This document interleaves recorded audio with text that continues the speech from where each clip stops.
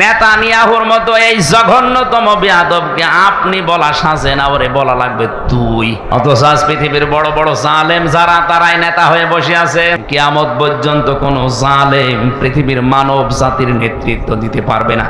লেগে সত্যকে সত্য জানার পরে যদি কেউ হিংসা করে, অহংকার করে, না মানে, আল্লাহ পাক বলেন কিয়ামত পর্যন্ত তার উপরে আমার লানত, আমার বরদোয়া, আমার গজব। আল্লাহ বলেন কোন জালেমের জন্য আমি আল্লাহর কোনো অঙ্গীকার নেই, ওয়াদা নেই। কিয়ামত পর্যন্ত কোন জালেম পৃথিবীর মানব জাতির নেতৃত্ব দিতে পারবে না। অথচ আজ পৃথিবীর বড় বড় জালেম যারা, তারাই নেতা হয়ে বসে আছে। তারা আজ ইমানদারদেরকে নিষেধ করে যে তোমরা এ লাইনে আসার দরকার নেই। আরে ভাই, আপনি তো জুলুম করছেন আপনার নফসের উপরে, আপনি জুলুম করছেন আপনার জনগণের উপরে, আপনি জুলুম করছেন ফিলিস্তিনের মানুষের উপরে। আপনার জন্যে এ শব্দটা বলা মানায় না, তোর জন্যে। এই নেতানিয়াহুর মতো এই জঘন্যতম বেয়াদবকে আপনি বলা সাজে না, ওরে বলা লাগবে তুই। তোর জন্য পৃথিবীতে নেতৃত্ব দেওয়াই জায়েজ নেই। তোর অনুসারী দুনিয়াতে যারা আছে তাদেরও নেতৃত্ব দেওয়া হারাম। আপনি কি মনে করছেন ওরা আল্লাহ একজন আছে? বিশ্বাস করে না? করে।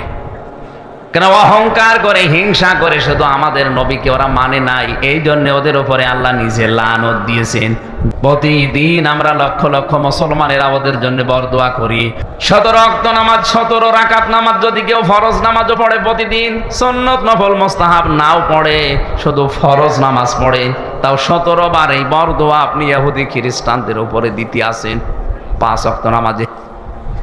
আর যদি নফল সুন্নত পড়েন, ওয়াজিব পড়েন, তাহলে কয়েকশো বার আপনার মুখ দিয়ে আল্লাহ একটা কথাই বের করে নিচ্ছে, বলো যে তোমাদের উপরে আল্লাহর লানত, গজব, তোমরা গোমরাহ।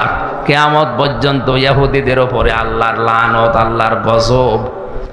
তাফসীরে আমি যে 2টা কারণ পেয়েছি এদের উপরে গজব নাযিল করা, আল্লাহ রাব্বুল আলামিন 2টা কারণের ভেতরে দিয়েছেন। ওরা সত্যকে সত্য জানার পরেও মানত না, হিংসা করে আর অহংকার করে। ওদের তাওরাতে, ওদের ইনজিলে লেখা ছিল আমাদের নবী মুহাম্মদুর রাসূলুল্লাহ শেষ নবী, সর্বশ্রেষ্ঠ নবী।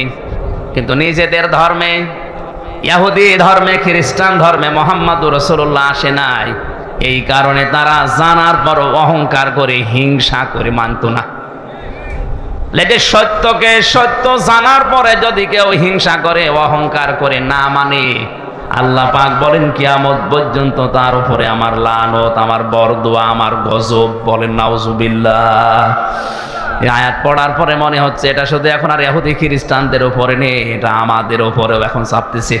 কারণ এখানে হাজারো মুসলমান সত্যকে সত্য জানার পরও আজ অনেকে মানতে চায় না, হিংসা করে আর অহংকার করে। ও কিন্তু জানে যে কুষ্টিয়া থেকে আমির হামজা এসেছে, ওর বাবার কথা বলবে না, কথা বললে কোরআন দিয়েই বলবে, দলিল দিয়েই কথা বলে। এরপরও হিংসা করে মানে না, না এ তো আমার দলের মুরিদ না, এ তো আমার দলের লোক না। যে হিংসা করে, অহংকার করে মানে না, এগুলো এক প্রকার ইহুদি খ্রিস্টানদের মতো।